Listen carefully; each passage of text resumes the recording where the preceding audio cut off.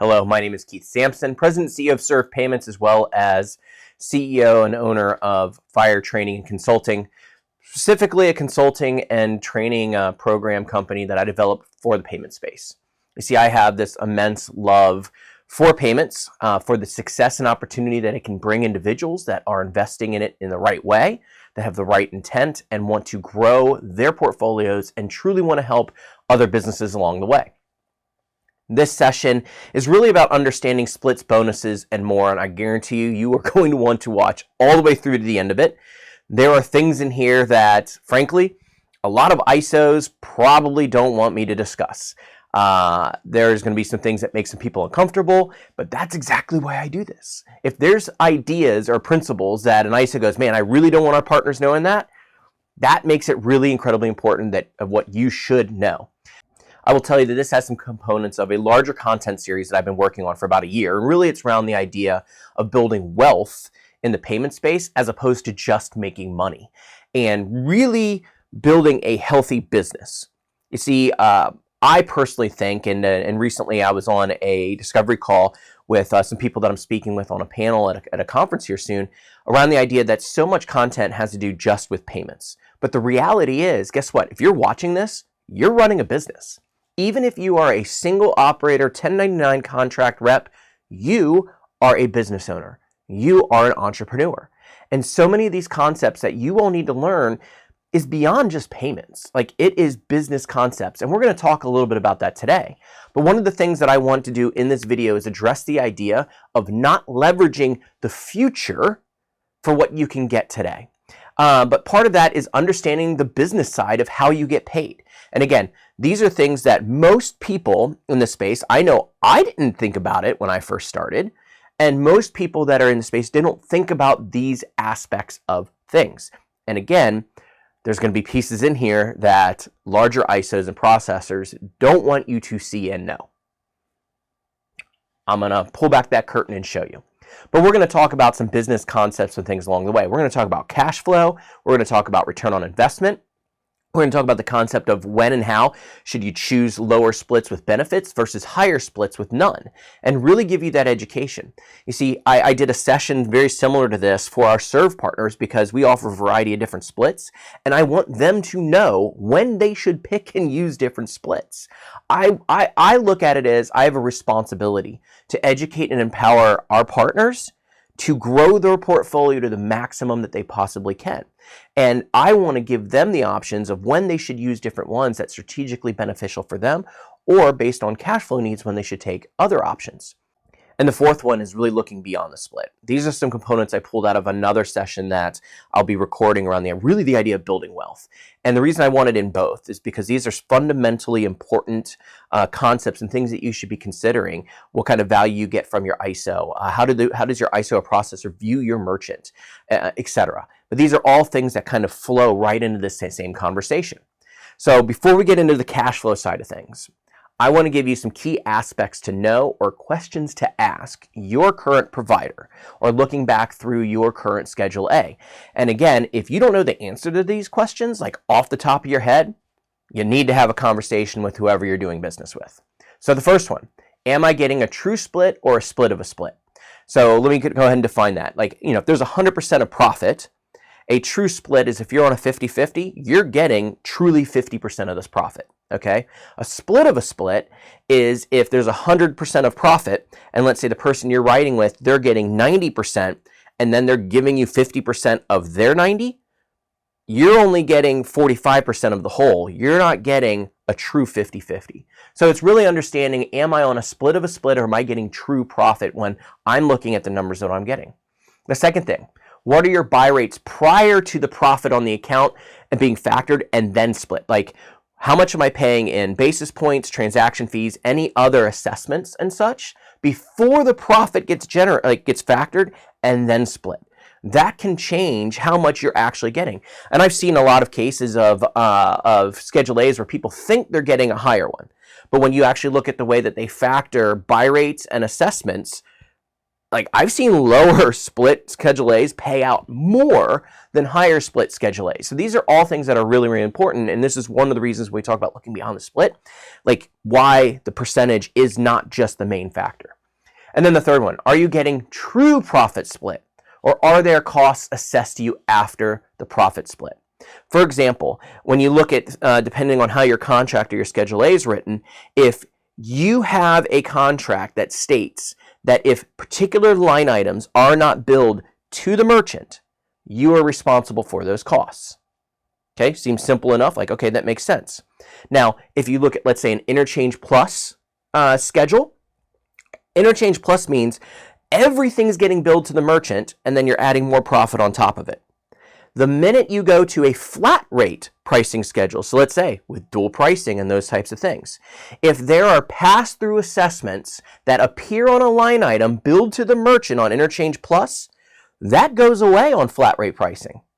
Okay, those aren't getting directly billed to it. But if they're not taking that cost and bundling it into that flat rate and then figuring the profit, and instead your Schedule A says you're responsible for costs that don't get passed through, now all of a sudden, technically, that cost isn't being passed through. So now if a business generates, let's say, $200 in profit, okay, and there was $25 in pass-through that didn't get billed through, and you're on a 50-50, if it's $100 in profit, they keep 50, you get 50, correct? Not in this case. They get 50, you get 50, then they assess the 25, you only get 25. Instead of taking that $100 in profit, assessing the 25, making it $75, and then splitting that evenly. Those are some of the tricks that can be played into, are you getting a true profit split or are you not? And that can make a big difference when you start stacking up a lot of accounts, especially that are on flat rate. And it can really change why it is, hey, I board with a few different people. Why do I make more money on this program than I do on this one and everything else is equal? It's some of those buried and hidden ways that they do business. The fourth one, what is the value you are getting from your ISO beyond the split? And we're going to talk a little bit more about that towards the end, but this is really like beyond the split. What kind of program options, equipment options, merchant enablement, training, partnership, help, all of those different things. Some companies, they just offer a really high split and they just want to be a boarding house. And sometimes maybe that's all you need. You have everything locked in, dialed in, you do it all internally.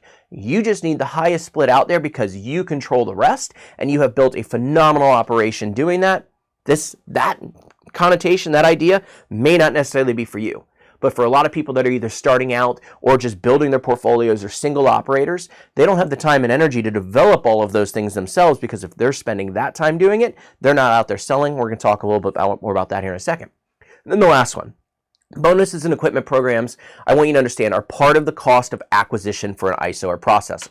So what do I mean by that? We have seen companies, the large software companies, fintech companies that are publicly traded, and I always try to stay away from mentioning names in any of these in any of these videos. But we've seen those companies hit the market. We see them buy up business by giving away free this, free that. They drive us all crazy. We lose merchants to them, and we know it's not sustainable. And guess what? Next thing we know, especially if they're publicly traded, they're trying to raise prices. They're trying to do this. We know that eventually they have to get their money. Okay? This is no different than whether they're publicly traded or not, an ISO. When they sit there and look at how much I'm going to pay you on bonus, what am I willing to give away on equipment, all these other different things, that also is cost of acquisition. And it just like looking at some of these companies that are giving away so much to get a business, you know they're going to get that money back somehow. It's the exact same thing with your portfolio. If they are giving away so much in bonus and equipment, they're going to get their money back somehow. Okay, law of averages, length of contracts, all those different things of how long they keep a merchant, they are going to get their money back. And I want you to consider that when you sit there and look with a reality lens of some of the options you have in front of you. Now, one of the things I am really big on in a lot of my content, and this is a Craig Rochelle principle I learned, and it appears in a lot of my stuff. We have three primary assets. We have time, we have energy, and we have money. And if you were to look at all the different things that you might think are assets or things we do, they all funnel and roll up into these. Okay?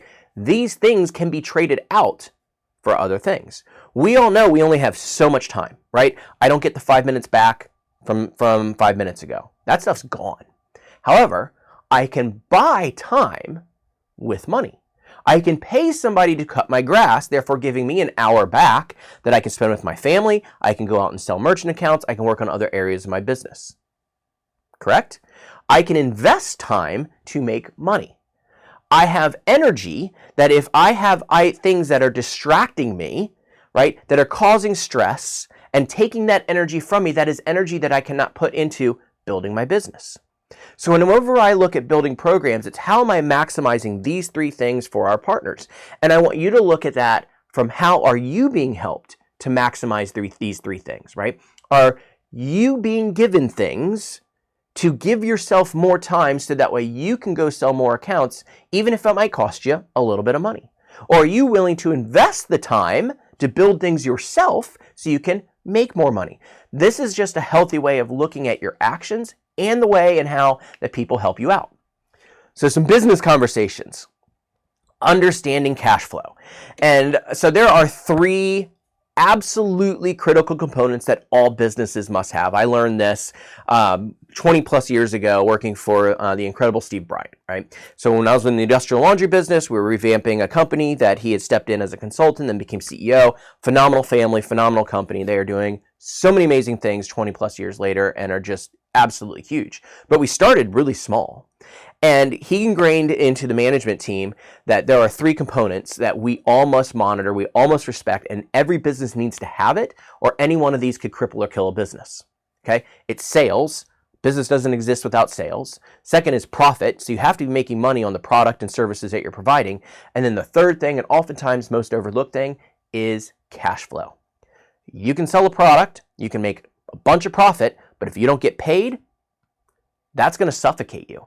And one of the best analogies I heard, and it's why I put a private plane up on the screen here, isn't because I'm promising you that someday you're going to fly private. You'd have to earn that stuff, right? It's the idea of cash flow you have to think of as the fuel for your business. You can have an amazing product, an amazing service, i.e. a private jet sitting on the runway. But if there is no fuel in that plane's tanks, it's not going anywhere. It's the same thing with business. And I had to apply this even to my retail store.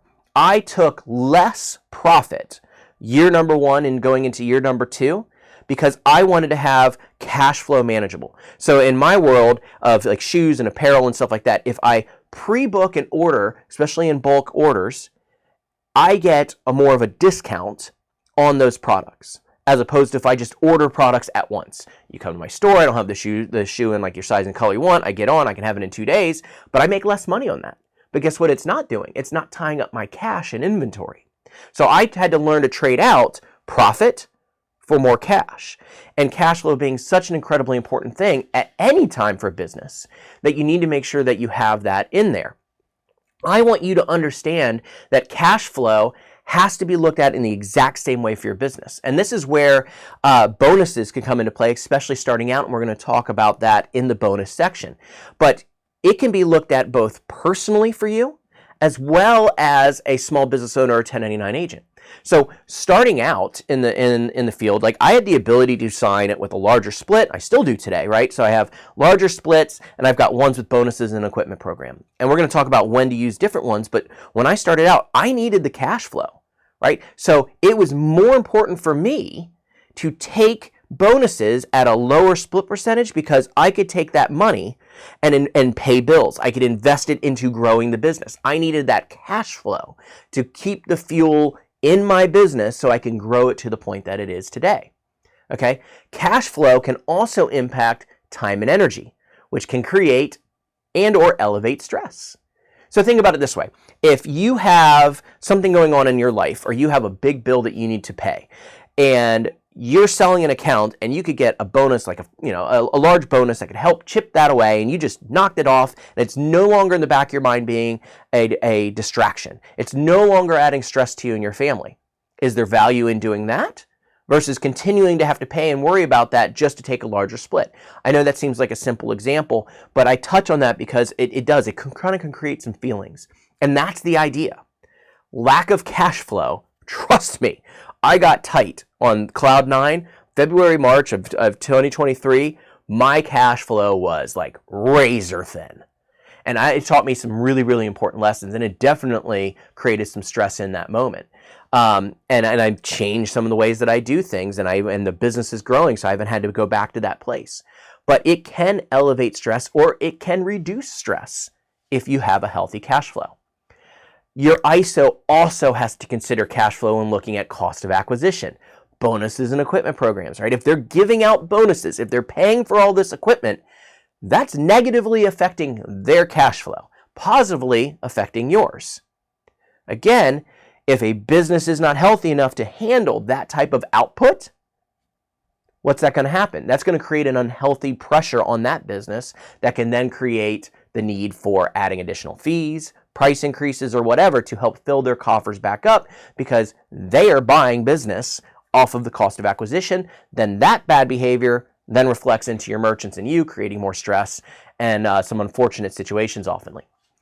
The second business aspect I want you to really think about, and most of you should probably know this by now, but for the sake of it, I'm going to run through it pretty quick, is the idea of return on investment.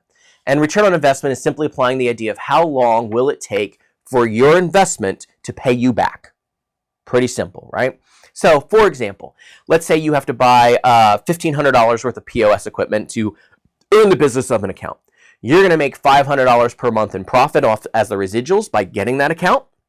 If you don't do that, you're not going to get the account, okay? So if you do that, you're going to get the account. Now, if you paid for this equipment, that means you would have a 3-month return on investment. Every $500 you make for 3 months, you're now paying off the first 3 months, you're paying off that equipment. Now the rest is profit after that. Now, factoring return on investment with a difference in a higher split versus a lower one with bonus and equipment programs can be another way to look at return on investment. So I always look at return on investment, also checking it with my appetite for that return on investment. And maybe this is just me, but I came from a world in the industrial laundry business to where we looked at both ROI, like payback, and ROI. So return on investment, or I should say break even and payback. So break even is the direct return on investment. If it cost us $2,000 to install an account between buying uniforms, linens, and mats, and let's say the account produced $100 a week in profit, okay, or billing. That means, besides any other expenses, this is just the payback. It would take us 20 weeks of billing to pay back that investment.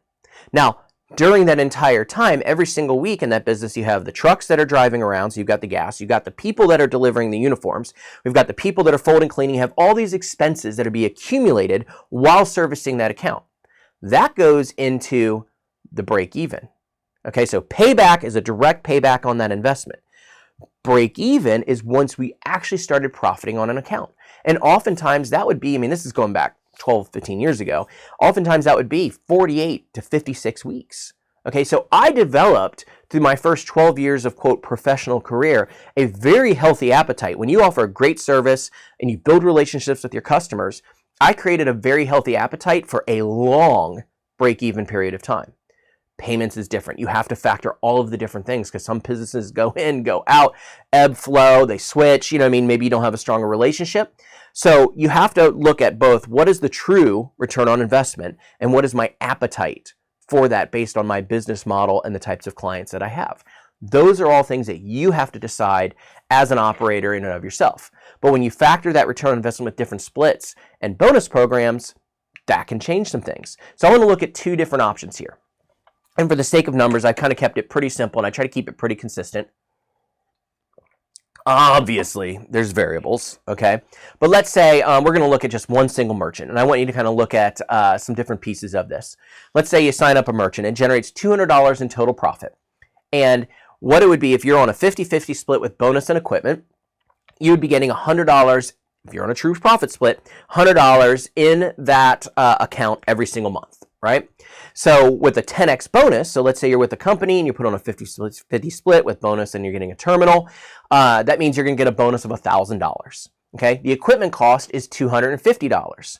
Total cash flow value essentially then is $1,250, right? And there's a little typo there. I'll fix that later. But the idea with that cash flow value, meaning there was a terminal you didn't have to buy. Therefore, there's a cash flow value to that. And you're also getting $1,000 into your bank account. So the cash flow value is $1,250. Total residuals earned over a 60-month period of time. Let's say you have this account for 5 years, and for the sake of argument, the profit stayed the exact same the entire time. You would make $6,000 in total residuals, right? So then you'd have let's say you had a sellable value of that account. You go to sell your portfolio at 50 to 1 because you have a good, healthy portfolio. Now all of a sudden that sellable value of that account is $5,000. Makes sense, right? So now if that same merchant, let's compare it to a 70-30 split. Same thing, $200 in total profit a month on a 70-30 split. That means you would get $140 per month in residuals. This is $40 more per month than on the 50-50 split. The equipment cost, say, is $250. Now all of a sudden, if you have to provide that terminal for free, placing that equipment yourself would cost you $250. Your return on investment would be 6 1/4 months. And the reason why I'm looking at it from that perspective is it's not, I can tell you if it's a true ROI, it's just under 2 months. You're making $140, you spent $250, obviously 2 months of residual is $280. I'm talking about the difference of if I put it on a 50-50 split versus a 70-30, I'm making $40 more. That's the number I'm dividing by the $250 to say I either get it for free or I don't. That's why that's a 6 1/4 month difference between your two schedules, okay? Now, over the course of 5 years, again, you have that account for 5 years, same general profit, your retained residuals would be $8,400 as opposed to $6,000. And again, because you have more value in that account, like it's 140 instead of 100, but that same 50 to 1 ratio means it has a sellable value of $7,000. I'm going to add all these numbers up for you here in the future. But this gives you a quick snapshot of the difference between taking a bonus and getting a piece of equipment, immediate cash flow impact for you, versus not taking that bonus, paying for the equipment yourself, and building the long game and building the value in there. So when do you take a bonus? Yes or no? Right? I believe this isn't a hard answer one way or another, as opposed to I want to help educate people to say if I have that option, when do I take a bonus or when do I not take a bonus? Okay, same scenario, same account. Okay, I already put in there 50-50 split. You get $100 per month in residual. If you're getting a 10x bonus, that means you're getting a bonus of $1,000. You're getting $1,000 up front to earn $40 less per month if you put the account on a 70% split. Okay, so that means if you take the 40 divided by 1,000, that bonus is equivalent to you getting 25x on the residual difference. That means it will take you 25 months of keeping that account to make the same money in your bank account as if you would have taken that $1,000 bonus. And you might be thinking, Keith, I mean, that's pretty much a no-brainer. What if I only have the account for 36 months or whatever? That's a you thing. Like I hardly lose a merchant, so I still have merchants that I signed up 12 years ago, 8 years ago. Like, so when you start stacking up those differences, and we'll kind of go through that, like it can really start to add up and make a difference. That's only one component of it though. Here's the other component that you have to think of. If you put it on a 50-50 split, your portfolio value of what you can sell it for decreases if you take that bonus, okay? So if you go to sell your portfolio and you figure a 35 to 50 to 1 sell price, you gave up not just $40 a month to get money up front and get a 25x, right? You gave up 50 times that 40. You gave up an additional $2,000 on sellable. So all that's taking place when somebody gives you a bonus up front, they are buying your future value. And I'm going to give you some analogies here in a minute to help understand that a little bit more. So let's say, here's your example. You have the account for 5 years and you sell it. Profit would stay the exact same the whole time, just for the sake of argument. Residuals earned would be $6,000. The bonus was $1,000. You sell your portfolio at 50 to 1. It's $5,000 for that account.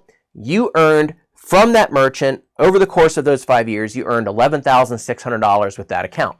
Now let's look at that same account on a 70-30 split. Okay, residuals earned over 60 months would be $8,400. Again, $2,400 more over those 5 years in your 50-50. You didn't get any bonus. You sell your portfolio at 50 to 1, but it's 140 times 50. That's $7,000 for that account. That means you earned $15,400 with that account. Now, if you'd have gone back, let me flip back to this slide here. If you'd taken this one versus this one, you're essentially trading $1,000 to not get $4,400. So that means the business that you're boarding with is going, dude, I will trade you $1,000 for $4,400 all day long, right? So if you don't take that and instead you just focus on the long game, you have to look at it as that's like a 340% return on your investment. You invested by not taking the $1,000 and increasing your cash flow, putting it in the bank, you invested that into yourself, right? You put that back into yourself, and that's giving you a 340% return on your money. So you might be thinking still, okay, hey, that's not that big of a deal for you. Let's take this concept times 200 accounts. Now, again, for the sake of argument, keeping numbers all equal, and I look at the things, pretend you sold all 200 accounts all at the same time, and you run it all for 5 years. I know it all accrues, and I didn't want to bog you down in all that math. I have some calculations on that for growth and everything. But this just helps you see the numbers. Take this idea times 200 accounts. You would have gotten $200,000 in upfront bonuses in exchange for $880,000 in future value over time between more residuals and more sale price. Like if I told you that, I'm like, hey, I'll give you $200,000 now, but you have to give me $880,000 in the future. You'd say, no way am I doing that.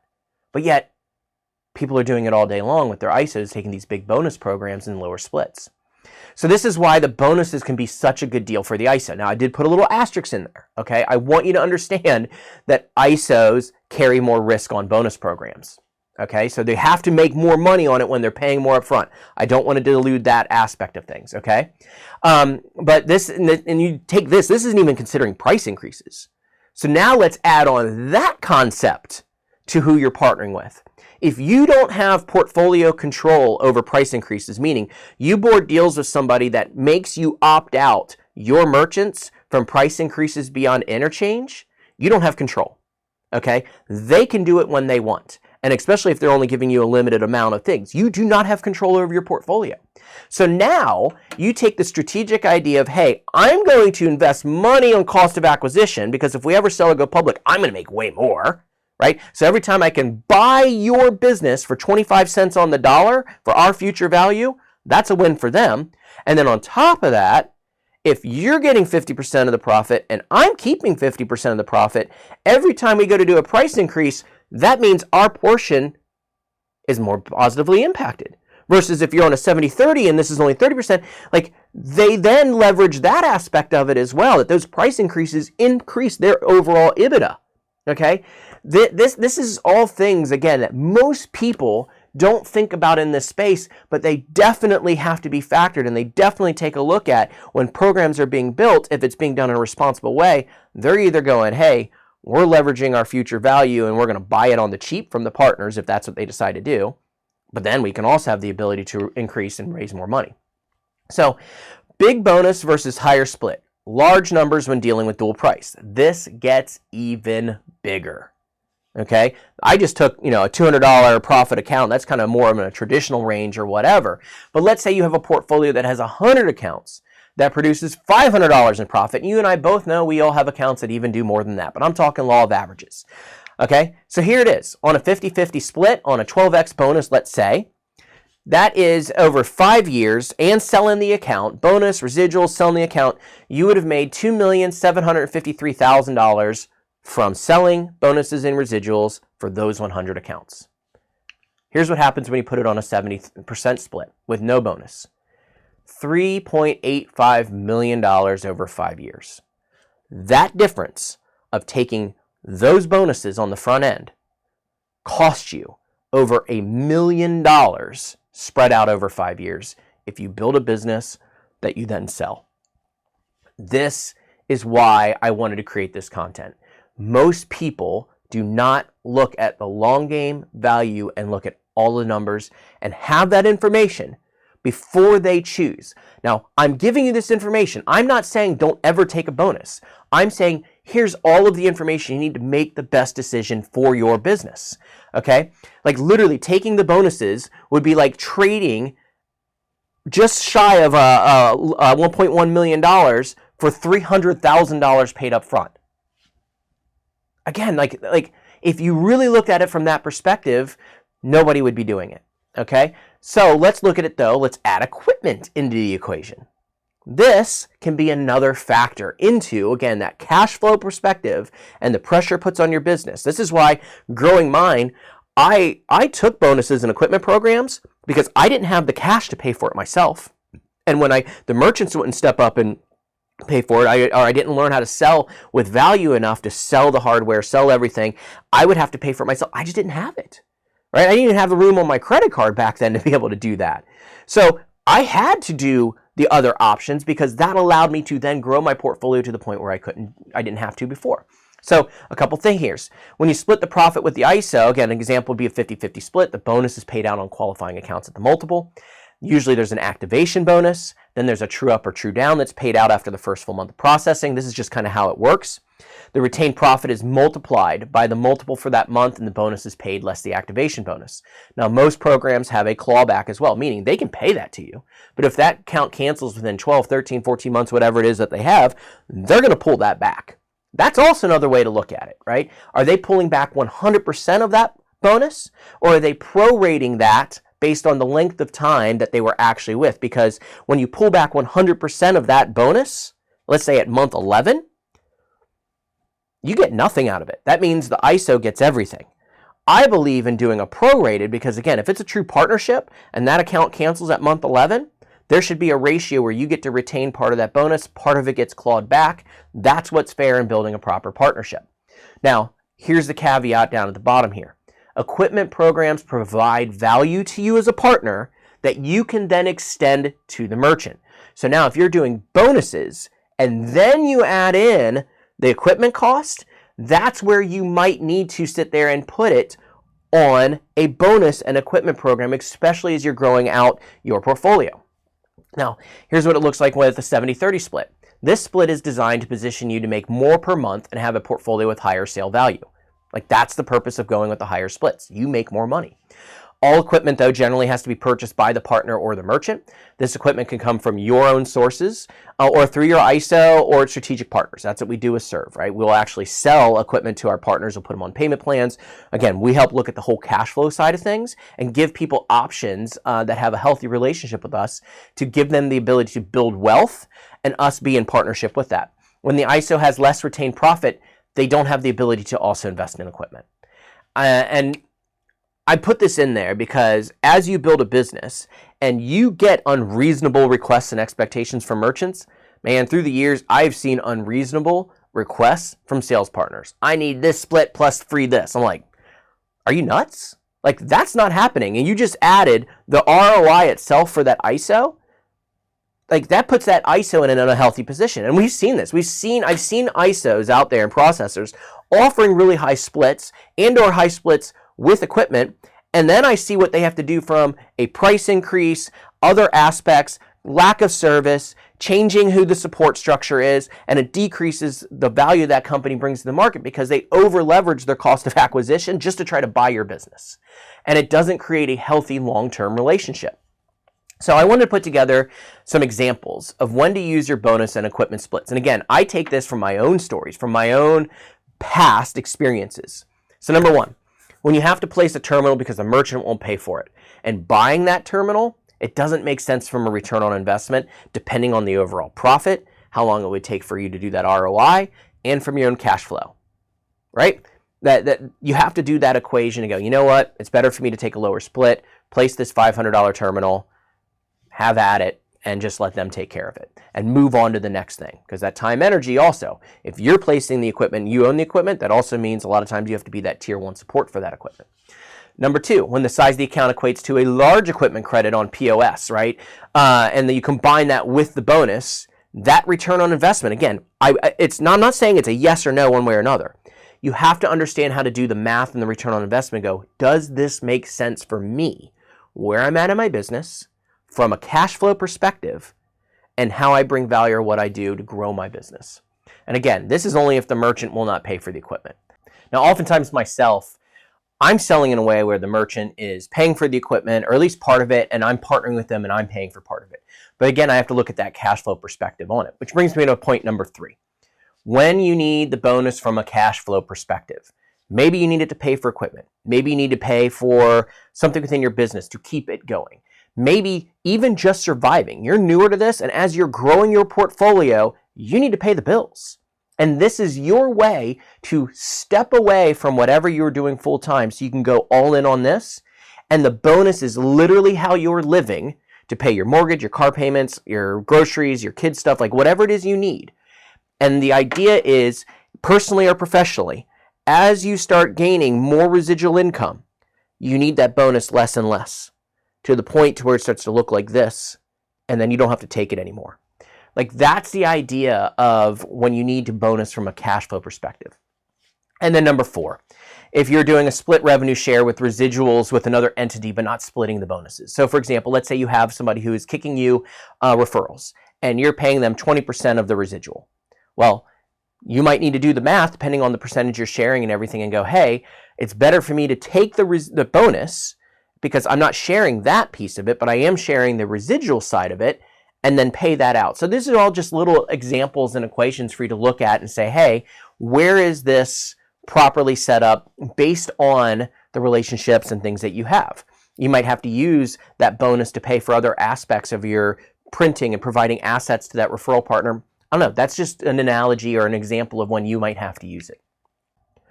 Now, one of the things that I also wanted to talk about before I got into the final section of this is I really want to hammer in the idea of a financial planner would never tell you to take out $5,000 to go on vacation, to take it out of your 401k and go on a vacation. It's the same idea of when not to use your bonus, right? If you're like, oh, I can sell these accounts and save, and I have this bonus and I can take my family on vacation. It's better to save money and go on that vacation than to take, because you have to look at it that based on what we went through before. If you take that $5,000 to go on a vacation, you're taking money out of your future income, your future value, just like a 401k. So I want to make sure that when you are taking the bonus, it is for growing your business. It is for paying bills. It's not for frivolent stuff. Because, again, you would never leverage your future for a new car or a vacation. Like, you need to make sure that you're looking at this from a financial planning perspective as well as just a business perspective. As we wrap up this video, I want you to look beyond the split. I have an entire video around building wealth in the industry, and some pieces of this come from that, and we're going to dive into it in more depth in that video. But the first thing I want you to look at is your Schedule A split should be part of your equation, but it shouldn't be the primary piece that you make your decision with. If all you care about is what my split is, then you're not looking at it from a full healthy business perspective, because you got to look at it from not just that piece of it, but the buy rates and some of the things that we discussed. And you have to make good business decisions, but I tend to look at things as an equation, not one or the other. And at the end of the day, if all you're doing is looking at it from a split percentage and not the next point, what are you getting from your ISO? There's no difference between you and these payment processing companies that look like that are just trying to go after the money. So number 2, what are you getting from your ISO that is helping you close more deals, sell them more profitably and keep them longer? Like, these are value-based things. These are things you should be able to look at and go, if I'm getting all of this value from my ISO, is that worth giving up some of the split? Because they're bringing it up. And this is where we see some ISOs getting themselves even into financial trouble. They offer these huge splits, and all they're doing is a boarding house. And sometimes that might be exactly what you need. So unless literally you have everything built out, you don't want or need value from an ISO, this point is not from you or for you. Like, if you have an operation where you're doing all of your own marketing, you're doing all of your own equipment, all of your own deployments, all that stuff yourself, you don't need much from your ISO. You do just need a high split with a boarding house and have control, right? Other people that are just starting out, you need more assets to make sure that you're being successful. When it comes to dual pricing, what are you getting from your ISO in an area of expertise? I mean, look, this category is probably more important than anywhere else because of the compliance, the state regulations, and the fact that it impacts the pricing strategy and the customer experience of the merchant so much. So what are you getting from a value perspective from your ISO to make sure your merchants continually see you as an expert and a person of value. Point number 4, are you in a place with your ISO, right, that allows you to keep playing offense? Because again, with only so much time and energy, you're either playing offense growing your portfolio or defense protecting it. And the more they make decisions that puts you in a defensive position, that is time and energy you cannot put into growing your business. Not to mention how it can negatively affect the ability for referrals and everything else when it comes to your own personal and business brand. So I want to make sure that when you're looking beyond the split, you're looking at all these different things. I tend to use examples outside of the payment space because, again, having a business conversation, this helps kind of solidify a couple things. So the example I use in this is, let's say, forget payments for a second, you sell cars and you're looking for a new place to go and sell cars at. And in your community, you have 2 options that are currently hiring sales reps. You either have, and this isn't knocking any car brands, you have a Buick dealership that has an okay reputation in their service department. And when you look at the used car lot, it's okay. They sell some used cars, and used cars where you make your money, but it's not the greatest, right? And it's a lot of, again, I hope I don't offend anybody, a lot of American cars versus foreign cars, which tend to last longer and have higher resale values. But anyways, you've got the Buick dealership with an okay service reputation and a mediocre used car lot. The other option that you can go work at is the Toyota Lexus dealer. They have the new car lineup of Toyota Lexus. They also, when you look at the used cars, there are a lot of certified cars. 80% of the mix are all Toyota Lexus, and then a scattering of other high quality cars in. They don't put anything on the lot that they shouldn't because it'd damage their reputation. Instead, they kick it to the auction, or maybe this company over here buys it. They also have a 5-star rating within their service department. Now, those are your 2 options. Now let's throw in one more component. The Buick dealership pays 35% of gross. The Toyota dealership pays 25% of gross. Now, if you go work at the Buick dealership just because they pay a higher percentage of gross, you will sit back and watch those guys over at the Toyota dealership make more net income. They will sell more cars. They will make more money because the Toyota dealership has a better reputation, better brands, investing in what it's going to take from an inventory perspective to move more cars and do more so. So why don't we apply that same logic to the payment space? And I always like to offer those types of things up because maybe that might be exactly what you need to say. You know what? I've always been focusing on the higher percentage, but the reality is if I'd have taken the lower percentage with this company over here, my portfolio would be 30% bigger, which isn't that a win? And then finally, the last piece when you're looking beyond the split is how does your ISO processor view your merchant? Do they view your merchant as a personal piggy bank or a valuable resource that as that merchant grows, so does, because they're processing more volume, so does our growth grow with them. And if we are doing a great job at taking care of it, word of mouth, they're spreading it, referrals and everything else. How do they view your merchant? Because this directly goes into that previous slide, point number 4. Are you constantly in a place of playing defense, or are you able to stay in a place of playing offense? Again, I use another analogy in a story to help illustrate this. Is let's say you come to me and you're like, Keith, can I borrow your truck?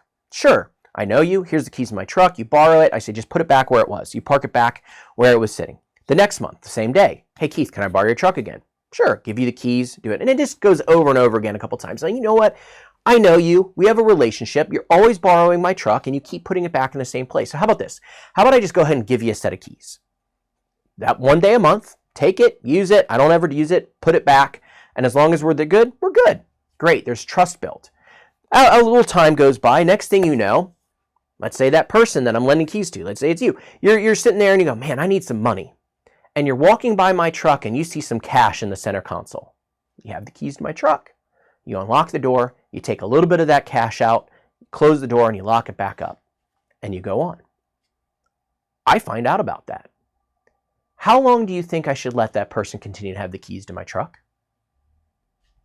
Right? And nobody would sit there and go, oh yeah, keep letting that person have the keys to the truck. But this is exactly what some of these companies do. They look at things from an EBITDA standpoint. They look at things from a cash grab. If we throw an extra fee on all of the merchants, that'll bring us X amount of $1 million. If we do a price increase, regardless of relationship, regardless of partner input, this is the amount of money that we're going to get. They have access to your businesses, to your merchants' bank accounts, just like that person in that story has access to the keys of the truck. They take money out. without respect. Like, if this is somebody that you're doing business with, you have to look at those practices because that's going to directly affect your ability to grow a healthy portfolio, especially if you want to grow a portfolio with high value. So what next? Please review your Schedule A agreements for the profit and splits and buy rates. Understand how you're getting paid, what you're getting paid on. Is it true profit? Review all of it. If they aren't going to answer those questions for you or can give you a straight answer, you need to start looking at somebody else to potentially do business with. List out the values that your ISO is bringing you beyond the split. Does it help you sell more accounts? What are the good things you're getting and what are the bad things you're getting? Really do an evaluation of your partnerships. And then if you can afford to, look, stop taking the bonuses on lower splits. But if you can't, just like good financial planning, formulate a plan to get there ASAP. Because the idea is you eventually, if you got to take bonuses to live and grow your business, as your portfolio grows, you should be able to take less and less bonuses. And then eventually, hardly ever, if not at all, and you're only taking the higher splits. You're playing the long game. You're on that path to building real wealth. And then finally, I want to open up my doors to you. This isn't a recruiting thing. This is just something to be able to help. If you found value in this and it creates questions in your mind and you don't know if you're getting straight answers, or you just want to ask some questions about how I came up with some of this, feel free to reach out to me at keith@servepayments.com. This is where I get joy in helping the payments space move forward. This is why I love getting on the stages at these shows and just being honest, truthful, transparent, and bringing value to the payment space. Because I really, really believe that if more people step forward with integrity, our industry improves. So I hope you found a value to this. I hope to see you soon, either in person or virtually. Have an amazing day.